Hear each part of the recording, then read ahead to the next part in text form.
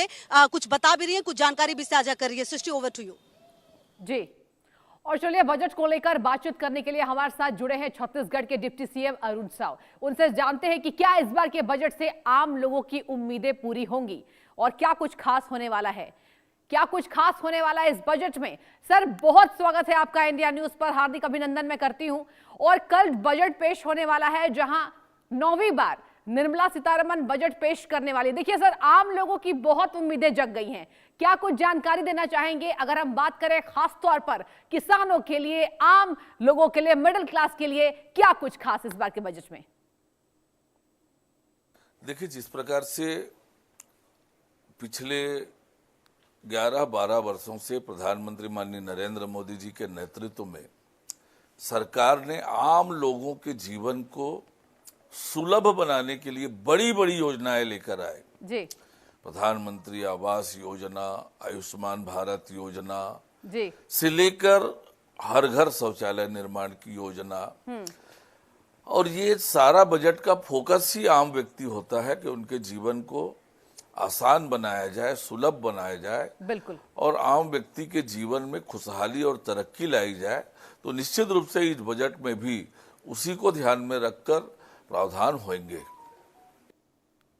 जी sir, देखिए आम उम्मीदें भी यहां पर तेज हो रही है और ये भी कहा जा रहा है कि अगर बात करें तो मदर ऑफ ऑल डील हमने देखा, फ्री ट्रेड के अंतर्गत देखा, और उस वक्त देखा जब दुनिया तमाम यहां पर वैश्विक अव्यवस्थित होती नजर आ रही है। अब सर, आपसे ये भी मैं जानना चाहूंगी कि अगर बात करें बड़ी छूट देने की बाद अब मिडिल क्लास को राहत देने के लिए भी बजट में कुछ होगा इस बार, और इस जरिए से क्या बोझ बढ़ सकता है? ये बहुत अहम सवाल लगातार पूछा जा रहा है।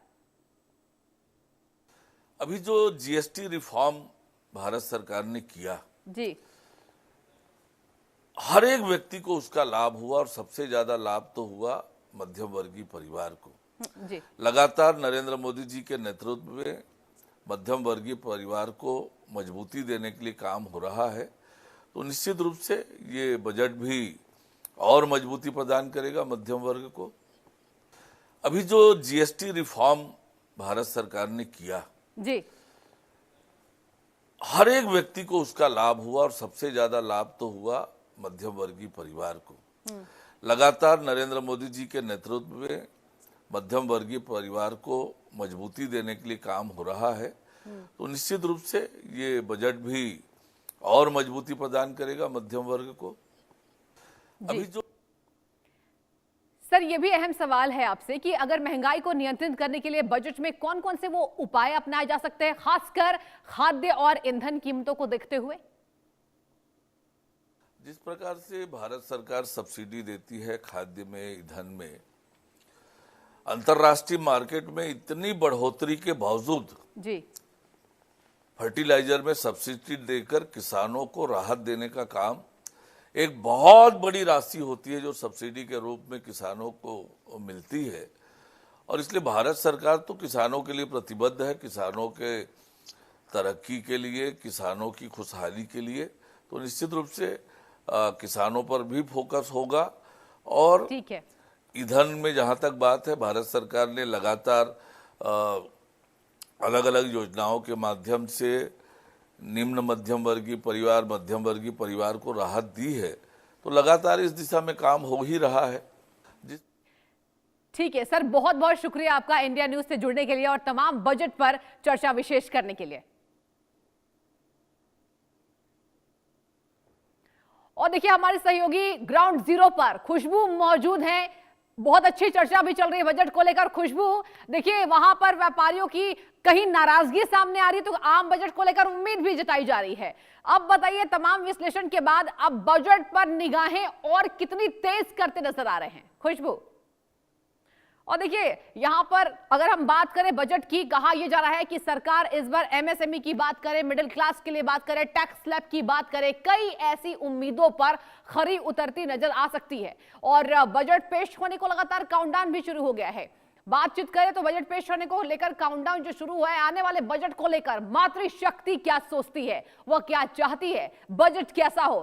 संवाददाता इंडिया न्यूज के संतोष सिंह ने मातृशक्ति से बातचीत की है, यह रिपोर्ट आपको दिखाते हैं। केंद्रीय बजट 1 फरवरी को पेश होने जा रहा है और देश की जो वित्त मंत्री हैं निर्मला सीतारमण इस बजट को पेश करेंगे, लेकिन बजट हर बार खास होता है क्योंकि प्रधानमंत्री नरेंद्र मोदी के नेतृत्व में जब भी बजट पेश किया जाता है तो वो कहीं ना कहीं देश हित और राष्ट्र हित में होता है। लेकिन सबसे बड़ी बात ये है कि जो मातृशक्ति है इस बजट को लेकर क्या सोचती है, क्या चाहती है कि बजट इस बार किस तरह का आए। हमारे साथ कुछ मातृशक्ति हैं, कुछ महिलाएं, उनसे जानने की कोशिश करेंगे। सबसे पहले हम आपसे बात करेंगे, जो बजट पेश होने जा रहा है क्या कहना है आपको, बजट कैसा होना चाहिए, क्या चाहती हैं आप? मोदी जी हमेशा वैसे लेडीज़ों के फेवर में ही देते हैं। इस बार का बजट भी वो लेडीज़ों को ध्यान में रख के ही देंगे जिससे उनकी गृहस्थी सही से चल सके। गृहस्थी सही से चल सके, चूँकि मोदी जी हमेशा बजट को उस तरह से बनवाते हैं या उनकी जो केंद्रीय टीम है वो उस तरह से बजट पेश करती है कि सभी को उसमें ध्यान रखा जाए, सभी को उसमें समावेश किया जाए। हमारे साथ कुछ लोग और उनसे जानने की कोशिश करते हैं। आपका क्या कहना है? हमारी जो केंद्र की सरकार है और प्रदेश की जो सरकार है सदैव से ही मातृशक्ति को लेके बहुत ही संवेदनशील रही है। और बजट की बात करेंगे आप तो देखिए हमारी फाइनेंस मिनिस्टर जो खुद भी स्वयं भी एक महिला हैं, सदैव ही उन्होंने महिलाओं को लेकर आत्मनिर्भरता के लिए बहुत कदम उठाए हैं और आगे भी हमें पूरा विश्वास है कि वो आत्मनिर्भरता, स्वास्थ्य और सुरक्षा को लेकर जरूर ही महिलाओं को ध्यान में रखते हुए टैक्स से भी जो भी वो छूट ज़्यादा से ज़्यादा दे सकती हैं वो सारे विषयों को ध्यान में रखते हुए बजट लेके आती हैं। और अभी भी हमें वही उम्मीद है कि आगामी जो भविष्य में बजट आने वाला है वो भी बहुत ही अच्छा आएगा, महिलाओं को सशक्त और समृद्ध बनाएगा, आत्मनिर्भर बनाएगा।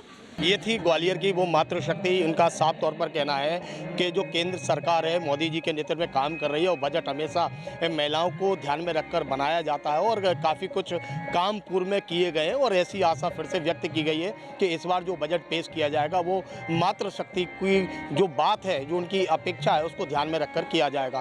कैमरामैन रवि के साथ संतोष सिंह, इंडिया न्यूज़, ग्वालियर।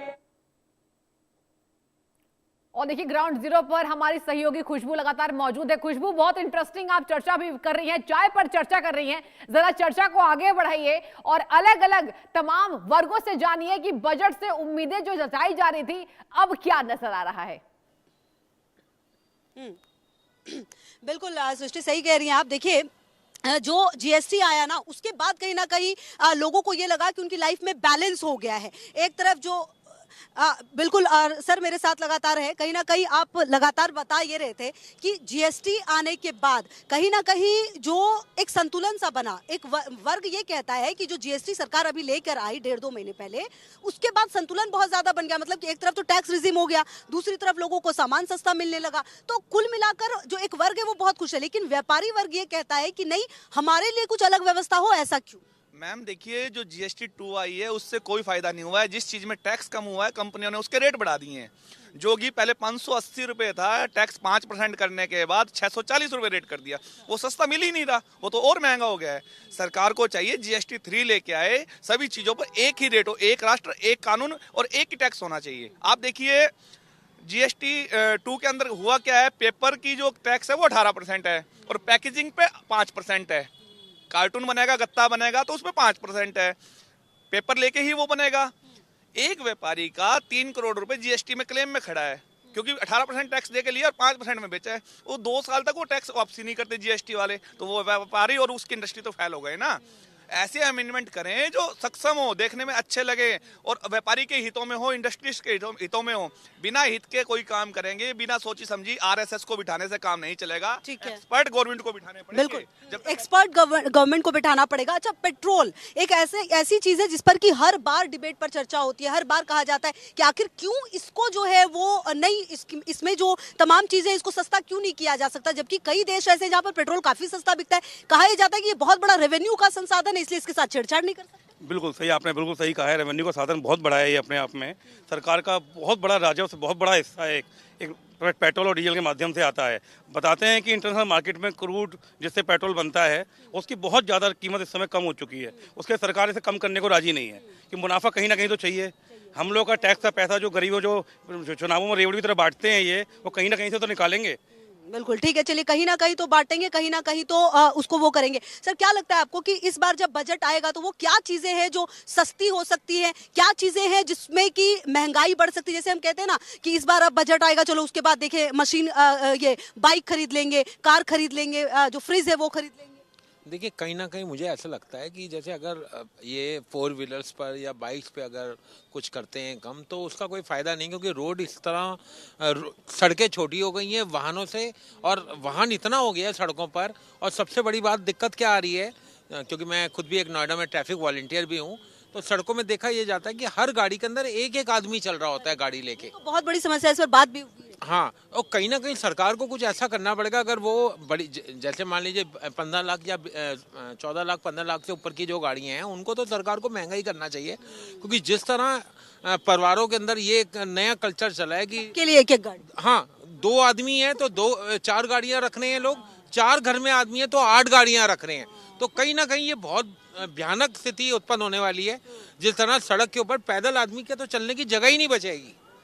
तो कहीं ना कहीं जो मुझे लग रहा है कि अगर सरकार करेगी भी तो हर बार की तरह सिगरेट महंगी, तंबाकू महंगा। चलिए ठीक है, तो चलिए ठीक है। अब ये लगातार बातचीत हुई, मेरे पास अब समय की सर बहुत कमी, लेकिन आप सभी का बहुत बहुत शुक्रिया जो आप लोग मेरे साथ जुड़े और बातचीत की। तो देखिए कल बजट आने वाला है, बजट से पहले ये चर्चा अपने आप में बहुत खास थी, बहुत महत्वपूर्ण थी। कहा यह जा रहा है कि इस बार टैक्स में बहुत ज्यादा रिलीफ की उम्मीद ना करें, क्योंकि कहीं ना कहीं जो पिछली बार का रिलीफ है उसको देने के बाद सरकार के पास शायद बहुत बैलेंस करने के लिए चीजें हैं। तो कल जब बजट आएगा तो देखना ये होगा कि आने वाले समय के लिए किस वर्ग को क्या मिलता है। हमारी नजर लगातार इस बड़ी खबर पर बनी हुई है। आप रहिए हमारे साथ, देखते रहिए इंडिया न्यूज।